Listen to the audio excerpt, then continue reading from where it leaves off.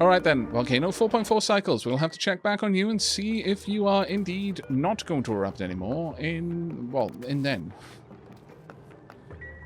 On the plus side, for now, we've got plenty of power. Well, not power so much as copper, really, but we've got plenty of it coming through. It's almost hot enough in here. Almost. Very gently heating up. Very gently heating up. To the point that we're going to be able to get that steam engine turning on. Yeah, a couple more eruptions. Maybe one more eruption and that's going to kick in.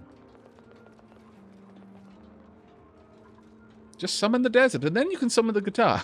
You know the funny thing about you saying that and me reading that is that the VODs, YouTube VODs, they're not going to know what on earth we were talking about. Or what singing they missed. But now they know they did miss some singing. Man, I am a bit of a scallywag on occasion. It is true. There we go.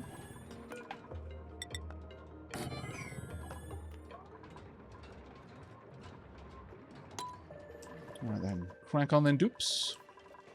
How are things going in here? Temperatures low. It's not great. Now again, we've put in 2 new methods for trying to deal with this volcano. 1, there's a lot of water in here. 2, this is going to kick in once it's above 160 degrees. Now it'll continue to heat up, but I'm hoping that when that happens, they're going to be able to manage all of that extra heat.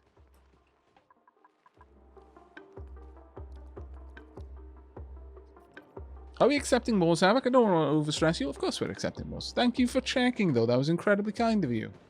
Diolch yn fawr iawn. That was very, very dapper. I strongly approve. I'd actually like this project done a little bit faster.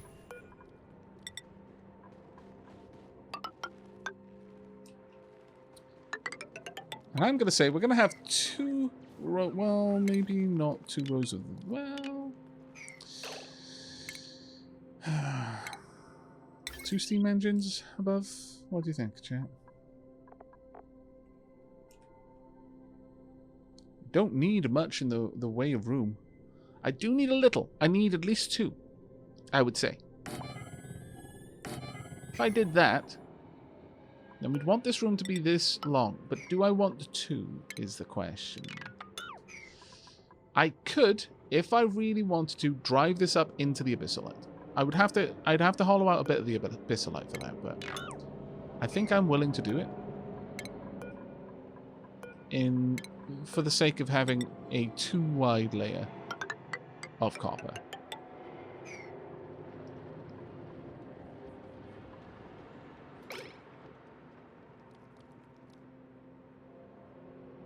More important question. Are we accepting mores for the singing specifically? Haha, no. Or maybe one day. But you can believe that more is going to be like 80 times as expensive as the regular more. Maybe not 80. Maybe just 78 times. I'm not a complete villain.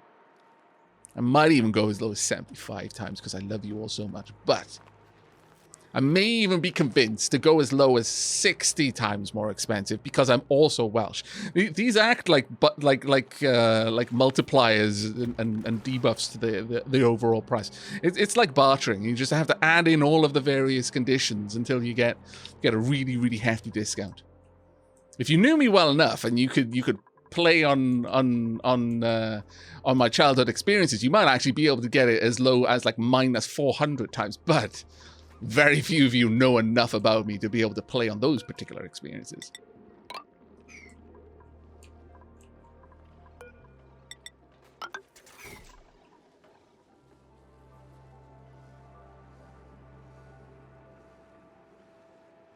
Not a complete villain. Let's change that. I will redeem a demon's brew. Well played. I like it.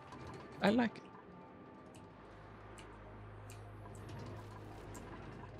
Okay, so most of this is now set up.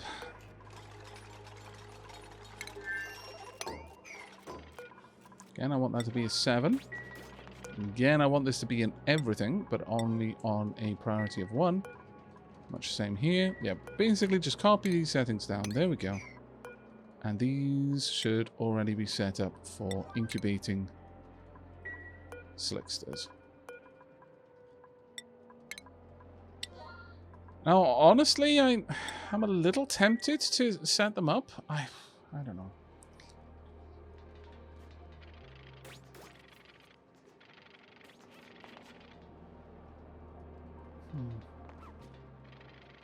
You see, the thing with incubators is they don't have... Well, actually, they do have an automation miner. So you could enable the building or disable the building based on a timer if you wanted to. This is one way to drastically reduce the power an incubator takes. So an incubator draws 240 watts constantly. If there's something in it, it's drawing that power. However, being in the incubator isn't what makes an egg hatch sooner. It's when a duplicant comes along and sings the egg a lullaby. It then gets the lullabied buff, which means it will develop and hatch all the sooner. A duplicant will sing a lullaby when that egg is like when it sings an egg a lullaby, it starts a timer. And so that egg won't be ready to be sung to again for about a day. Now, using a timer automation switch, you can disable the building for the vast majority of the day and only activate it for a short period of time, long enough that with a high enough priority, a duplicant will come along and sing a lullaby to that egg, because they'll only sing it if the building is enabled. And then you shut the building down after the lullaby has happened. The egg still got sung a lullaby. The egg will still have that buff and will still develop faster as a direct result. So with careful use of automation and timers, you can actually get a whole lot of use out of the incubators without having to actually pay for them. It's a super cheeky exploit. Because realistically, the egg shouldn't be developing any faster if it's not being heated and rotated and stuff like that. But I'm just letting you know that this is something you can do in much the same way as the way you can use mechanical filters, the way you can use water locks that aren't really water locks. This one 100% is. You have to go down into the water and come out the other side. There's an awful lot of weight of liquid in here, so the weight of the atmospheres on either side can't really compete against it. That makes sense. The tiny little water lock that happens when I dig down here, that makes no sense at all for anyone. But, you know, it's a thing that happens. For those who are thus inclined, you know, I will share the knowledge with you, and I'll leave you to decide whether you're going to do it or not. But the way you make it happen is you use a cycle sensor. You can use a timer sensor, create a timer to send a green signal or red signal for a specific amount of time, but you want a cycle sensor. This one specifically reads this. So you'd pop the cycle sensor here. I'll set it up briefly. I'm not actually going to power these, so it won't matter, but I'll show you how it would work. For the sake of getting this done quickly, pop. We'll get someone over to take care of that. Also, while you're here, could we get a big old sweep of this area? Whomp. Please and thank you. Get everything stored. There's an awful lot of things to store. Now, when that gets done, I'll quickly show you how it's all done. Aavak, sing a lullaby to us. I don't want to put you to sleep, Elmi.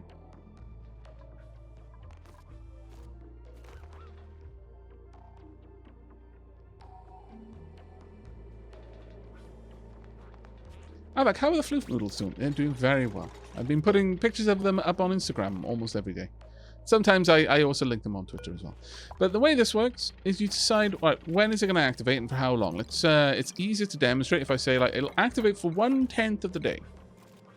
10% of the day, it'll activate. And then I decide when it's going to activate. So, for example, if I put it there, when this ticks around to it, it'll trigger.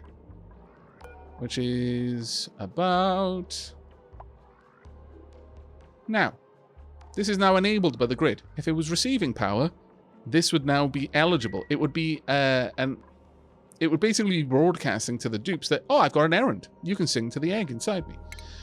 And then a duplicant would come along, lullaby the egg, and then it would get shut down by the timer because it ran out. Bomb, right about there.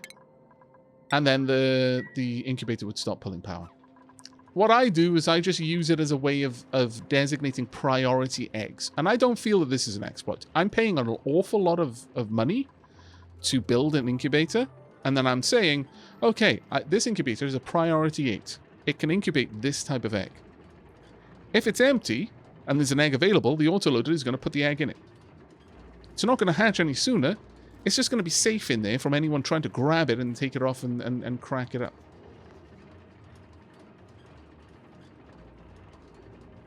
So that's why I typically use incubators. That I find them very useful. Where are you taking that?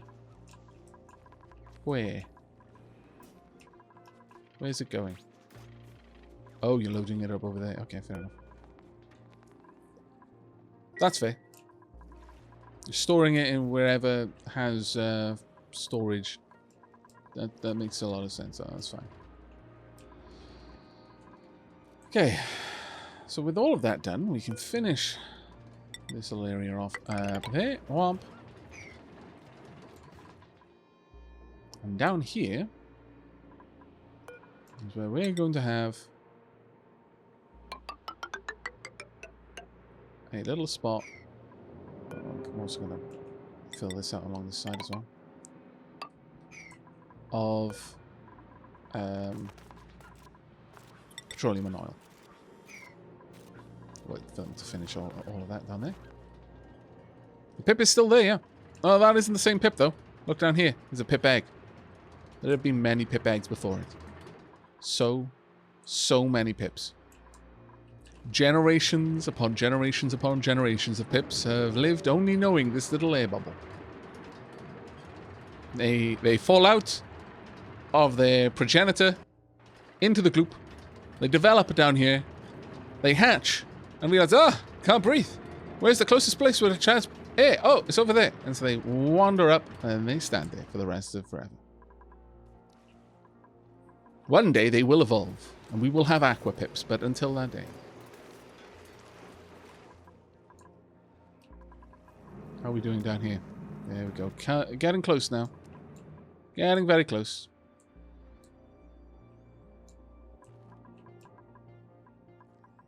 This is coming along. Can we get through here and not the other side? I think we can. Yes, perfect.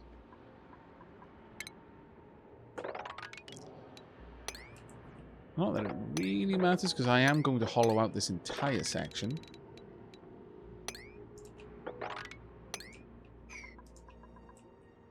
Also, in before I kill a couple of dupes by doing this.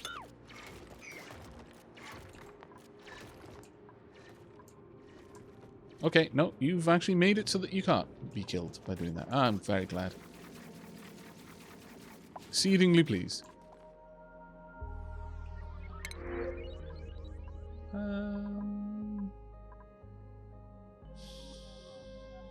I'm going to keep you for now. One cycle to go. We're going to see how that rolls. Now, what's our power situation right now? Let's find out. Batteries are all fully charged. The glorious time to be alive. I could add more batteries just to hold on to more of that charge. I don't strictly think it's necessary.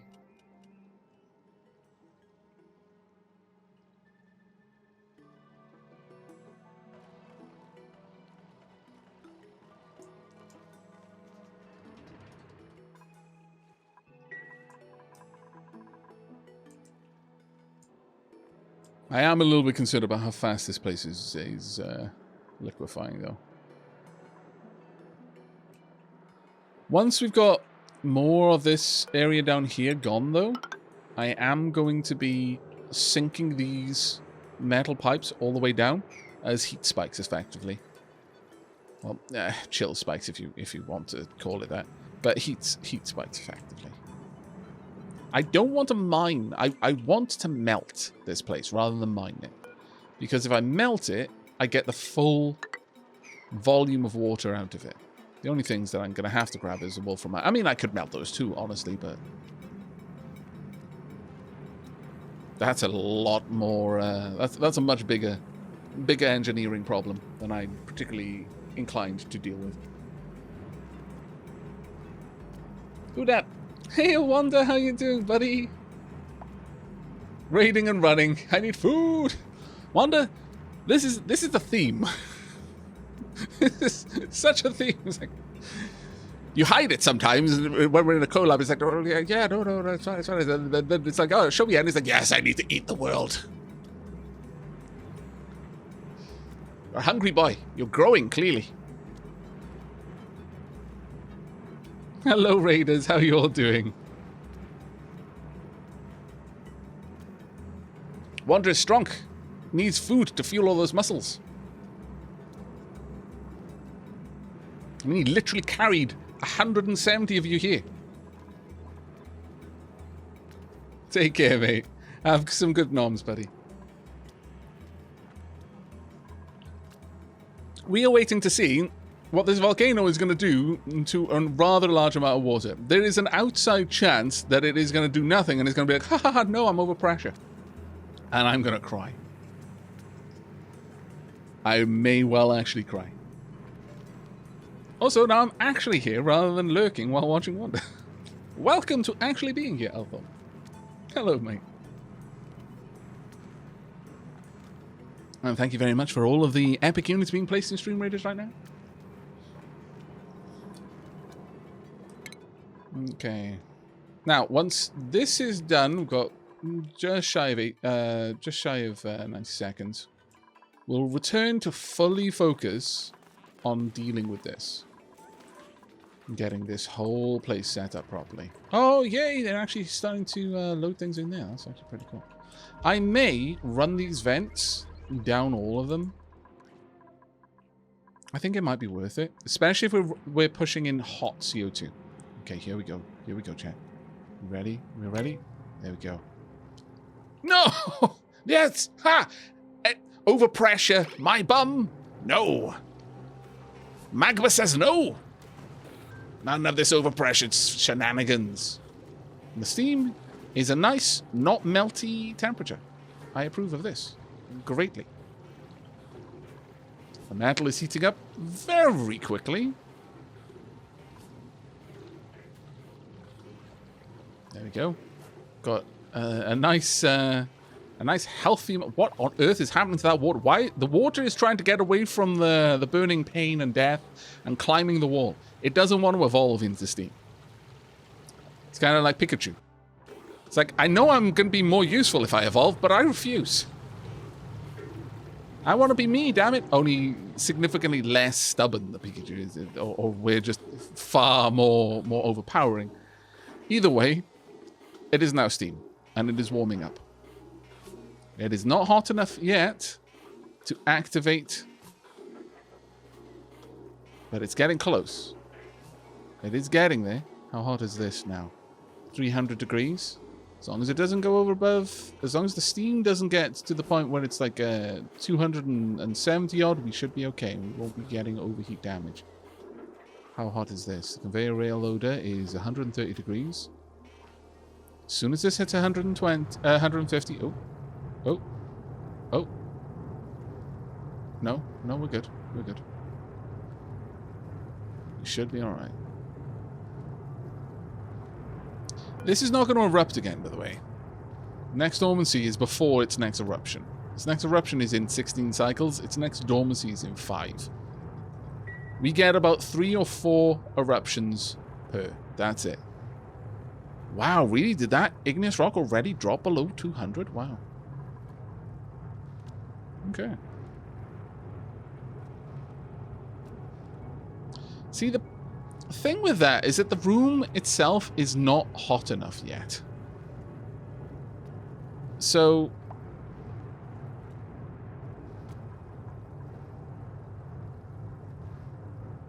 in this instance, it had an awful lot of water that it needed to heat up.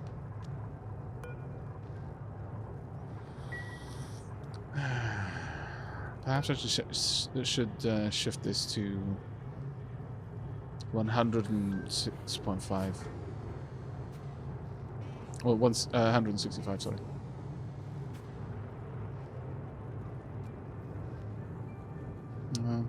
I like leaving it at the 200 mark. Temperature is rising slowly. Rising really slowly. That was interesting.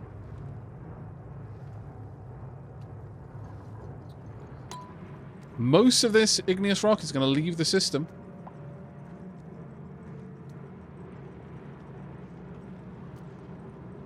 Yeah, all of it is going to leave the system, except for the last batch, I imagine. There we go. We may get some energy out of it. Now, in the future, because we're not turning it all into water first, because again, that was the result of many tons of ice melting. So it was already really cold. But the next time, this room is going to be like 120 degrees. Rather than, 9. And it was thousands. And there were tons and tons and tons of water in here before that triggered. So it was a situation that we're probably not going to see again. Dragoneer, thank you very much for the cheer there, mate. Now that I'm here, I realize that I haven't given you bits yet. While I have given bits to Wonder. Not very happy in my bit. Oh, don't be silly. It's not about giving the bits. So I'm very thankful that you wanted to contribute. Let's see if you, Aavak, noticed. Because Wanda managed to miss it every time I said a bunch of... Oh! I'm sure it was absolutely not intentional. I'm certain it wasn't intentional. But thank you so much for the contribution. Thank you so much for the support. I really, really appreciate it. But I'm certain that Wanda streams like he would like most people record. He gets into the zone, into the game, and just narrows down, and he has tube or tunnel vision, which I am very often subject to. I'm gonna be completely honest, but I'm certain it meant a lot to him when he got it all the same, when he did see it. He always noticed afterwards, and it became a game for me. It was fun. Oh, I see. That's wonderful of you. Thank you so much for the support, mate. Really, really appreciate it. Thank you. Right, there we go. We've got these are... Well, that one hasn't been tuned up, but this one has. So it's dropping quite a lot of energy into the system. Fantabulous. And the heat continues to rise, as I thought it would. Marvelous. Excellent. And once this hits below 200, it gets ejected.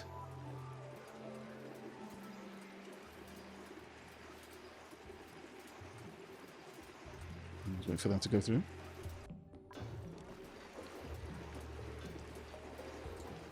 And dock. Now this water, honestly, this water is not rising in temperature very much. That took like 4 eruptions from this volcano for it to rise by about 20, 30 degrees, maybe that. And bearing in mind, this volcano erupts with 122 kilos of magma at 1,700 degrees. 4 times, roughly speaking. 120 kilos of magma a second for 77 seconds. So it's quite a lot of very hot material gets injected into this room. But the igneous rock, once it cools down to become igneous rock, then just passes through the room, dumping its heat into the system.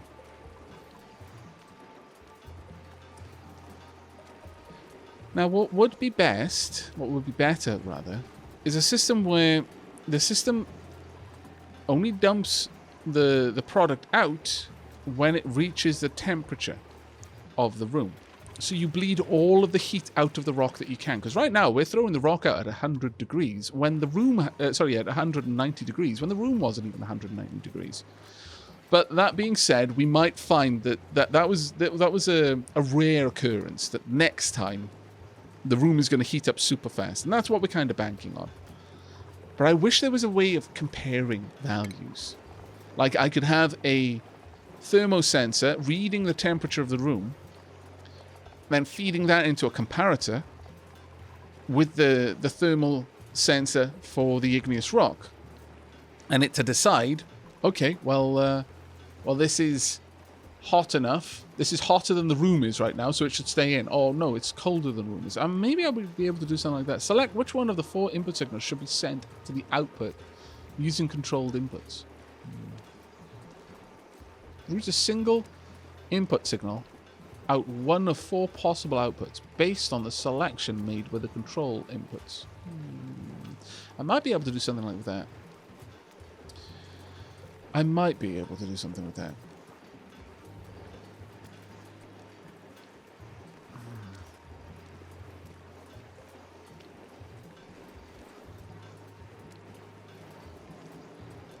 See, the obvious one is I would have, like, let me quickly demonstrate. I'm going to draw it in a part where the dupes can't get to, otherwise they're going to be annoying. But the obvious one would be to do something like, well, actually, I'm going to put it in a big empty space so I can draw it a little bit more conveniently. Over here. This is what we're going to do. Okay, Flare Knight, thank you very much for the bits. That is incredibly kind of you. Thank you. Diolch yn fawr iawn. Oh no, Aavak Redstone. Shush. Shh, it's fine. And again, wow. Thank you very, very much indeed. That's incredibly kind of you. Are you certain that you? I need to stop. I keep getting shouted at for always worrying about such things. It always worries me when someone is so generous. I always worry that they're giving more than they can afford to. Thank you. Thank you so much. I really, really appreciate the support. Right, so what was I doing? Yes. So we could have something like this, where we would have several little thermal sensors. So we'll put one there, and we would have a conveyor shutoff, and this one would live here, and then we would have another one maybe up here, and another one up over there. Now, this is a very brute force way of doing it. It's not elegant. It's not elegant at all, and it's also not intelligent. It's quite granular. However, it would potentially work. I realized I only have the 5k badge, which is a bit underwhelming for me. How the other side live, my lord. Thank you so much for the support, though. It really means so much to me. Thank you so, so much. Diolch yn fawr iawn. So we've got the sensors here. Now, currently, in my usual systems, I'll hook the sensor directly up. But we don't need to do that. We could do this instead. Have the sensors move out, like so. Then go grab an AND gate, like this. Okay, we can't quite go that far out then. So let's just, you know where the flow is going. It's going in there. But we would put the AND gate something like this.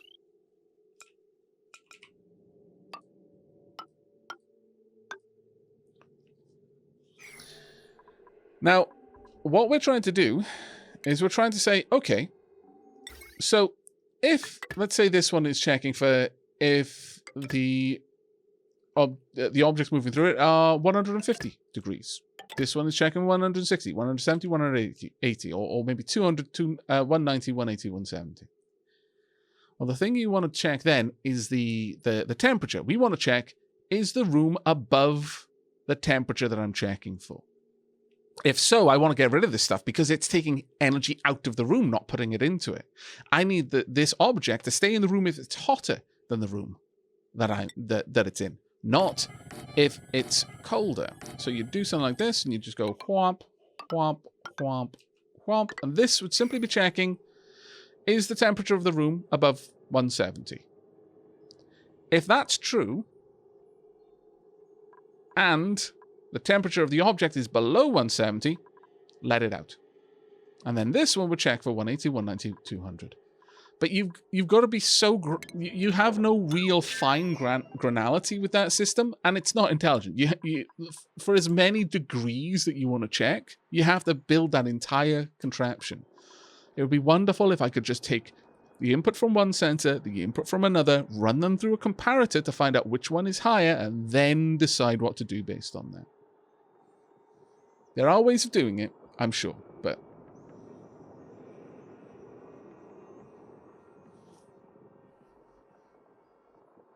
Aavak, it doesn't take any energy out. As long as the temperature in the room is dropping over time, that item will still give off energy. Well, not really. Well, yeah,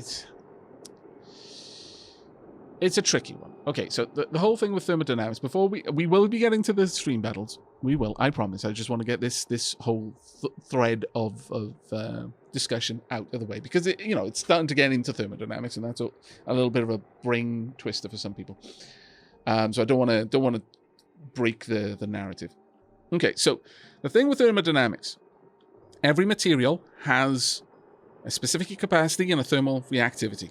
How easy energy moves into and out of it, how easy energy flows through it, and also how much energy is required to change a thing's temperature. So you're quite right. Depending on the materials in question, if the medium, let's say the air, is made of a certain type of gas, which can store more or less heat than the object moving through it, then you might want to make comparisons a little bit different, in a different way, because the two mediums represent a different overall amount of energy. If for example the object moving through the room, the rock in this case, has an incredibly high specific heat capacity, so it can basically store enormous amounts of energy in itself, because to change its temperature requires vast amounts of energy. So let's say, just pulling numbers out of thin air. In fact, let's keep the numbers small so they're a bit easier to deal with. If it's got a 10, that's it. It needs 10 units of energy to change its temperature by 1 degree per gram of mass that it's got. Well, first and foremost, it's very massive because it's quite dense. Rock is usually in many kilos for each little lump of it, whereas gas is much less dense. But let's say the gas has a specific capacity of only 1. Well, that rock will be shifting a lot of heat in and out of itself. For it to change its temperature at all, for it to go down by 1 degree, it's going to output enough temperature to rise the air around it by 10 degrees. And wow, that is an enormous bit bomb there. My goodness. K-Flare Knight, thank you very, very much indeed. That was incredibly kind of you. That was absolutely incredibly kind of you. Thank you. But yeah, that's actually true. There's enough steam pressure in this room that it at this point it's probably larger than the packets of rock that are moving around. The rock is probably less massive than the pressure per tile in this room. But ye gad, I need to take a drink from that bit bomb, my lord. Also, Stream Raiders.